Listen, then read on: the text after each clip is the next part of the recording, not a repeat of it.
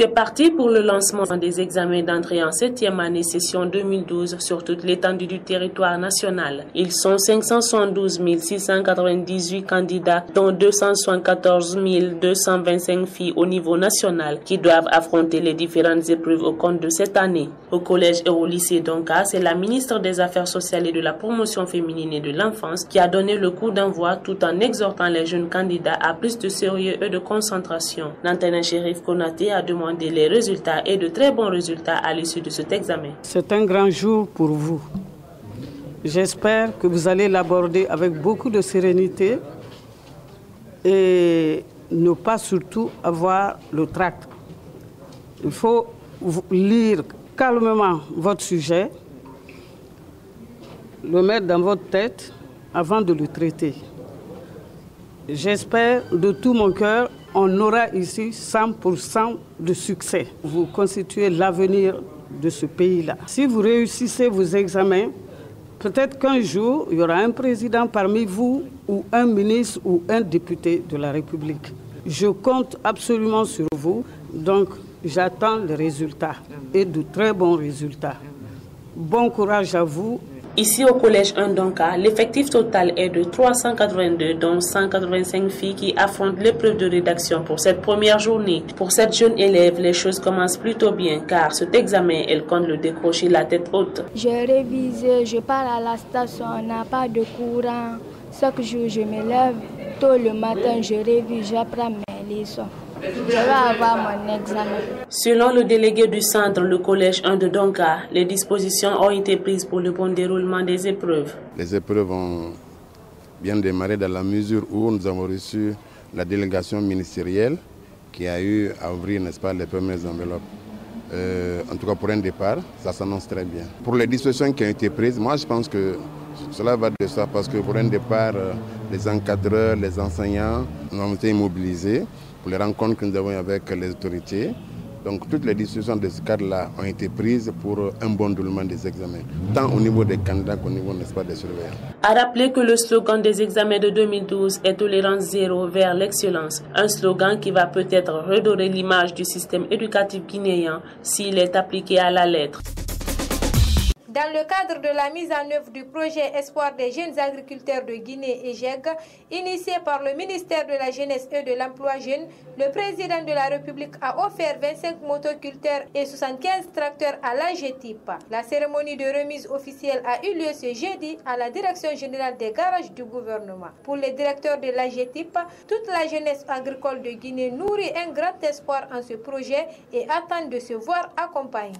Toute la jeunesse agricole de Guinée nourrit un grand espoir en ce projet et attend de se voir accompagné.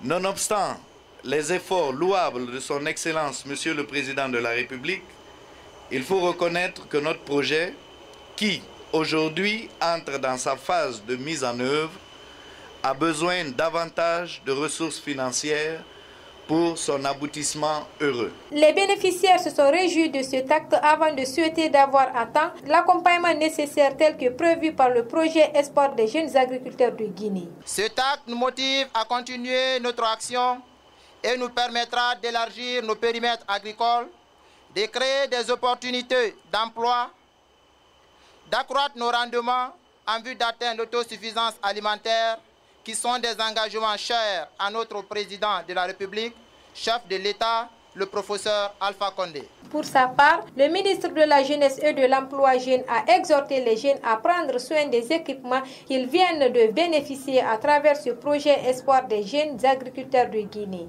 Ils sont aujourd'hui prédisposés à recevoir ce matériel et appuis liés sous forme de crédit revolving pour pérenniser l'opération. Ce qui signifie que la culture du crédit s'installe à la place des subventions naguère infructueuses. Quant aux membres et dirigeants des groupements et associations bénéficiaires, je souhaite qu'ils poursuivent leurs activités dans le respect scrupuleux de leur engagement vis-à-vis du projet. Ils paieront leur crédit à temps. Quant aux gestionnaires et dirigeants, ils seront équitables, transparents dans tout le processus. La cérémonie a pris fin par la remise des clés aux bénéficiaires et le départ des convois.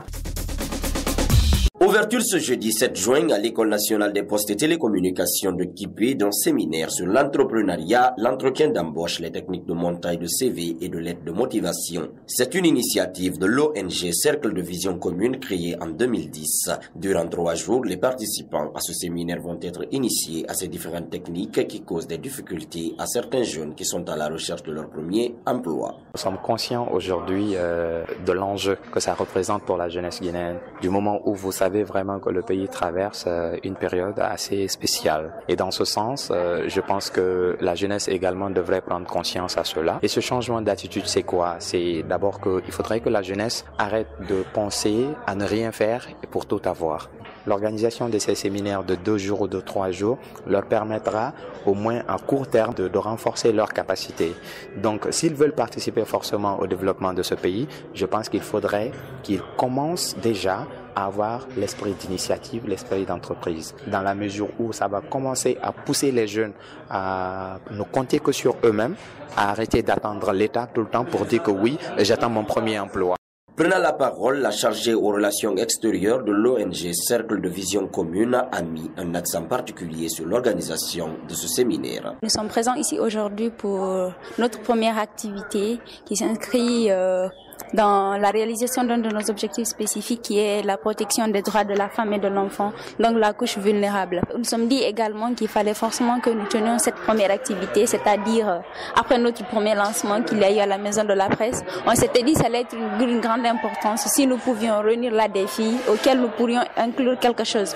Parce que c'est vrai, c'est pas seulement à partir de cette formation qu'elles pourront entreprendre, mais ça va les aider plus à avoir des initiatives. Espérons donc qu'à l'issue de ce séminaire de 3 jours, que les participants puissent être capables de monter un CV professionnel et rédiger une lettre de motivation.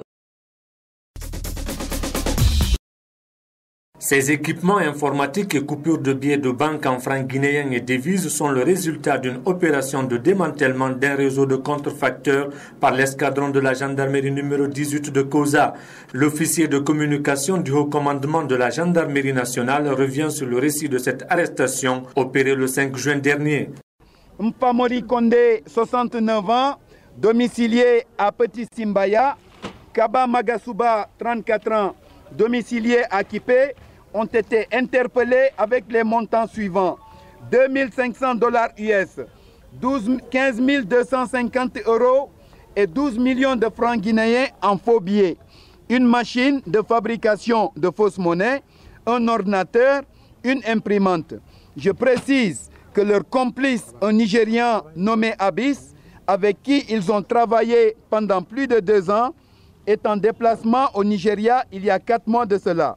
Pour sa part, le commandant de l'escadron a expliqué les circonstances dans lesquelles l'arrestation a été rendue possible. Après les informations reçues, nous avons déguisé 2 équipes, une équipe en tenue militaire et une équipe en civil.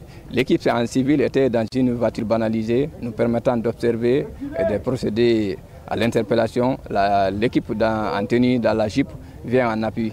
C'est ainsi que nous avons procédé à l'interpellation de M. Famori Kondé, lequel a été interpellé en flagrant délit de détention de 1 million de francs guinéens de faux billets. De là, il a été interrogé. Immédiatement, il nous a dirigés au domicile de M.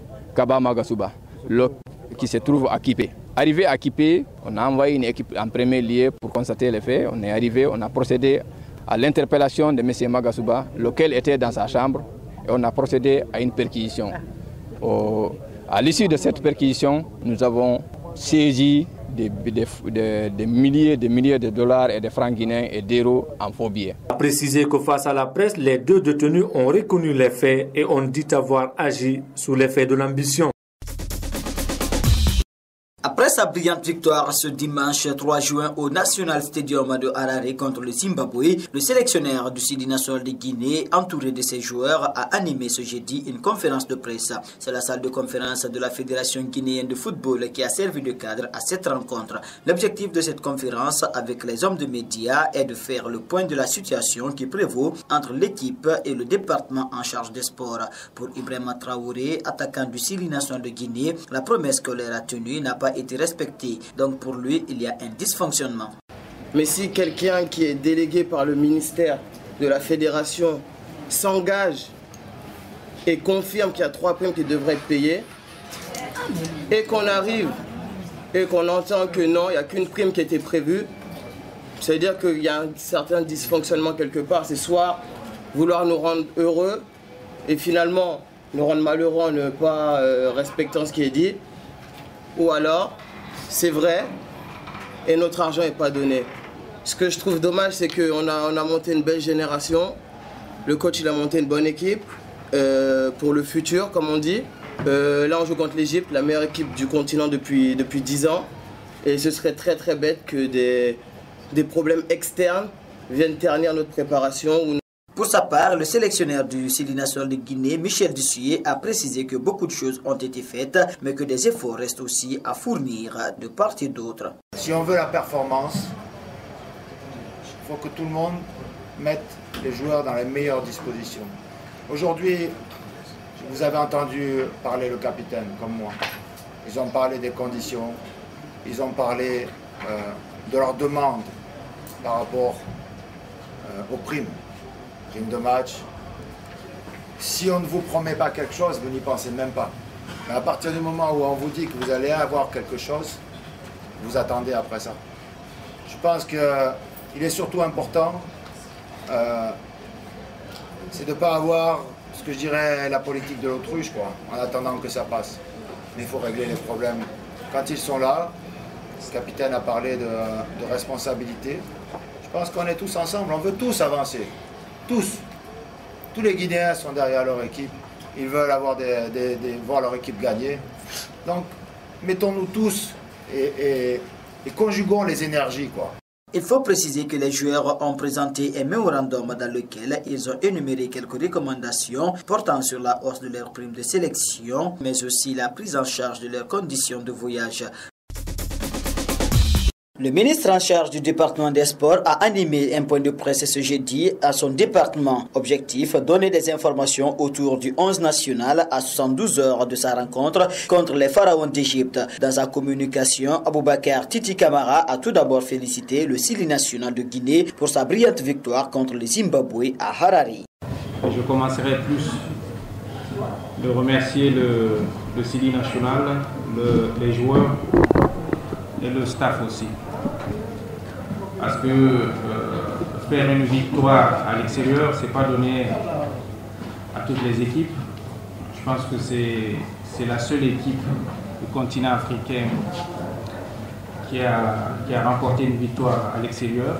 Cette victoire, je pense que les joueurs l'ont mérité et le staff aussi.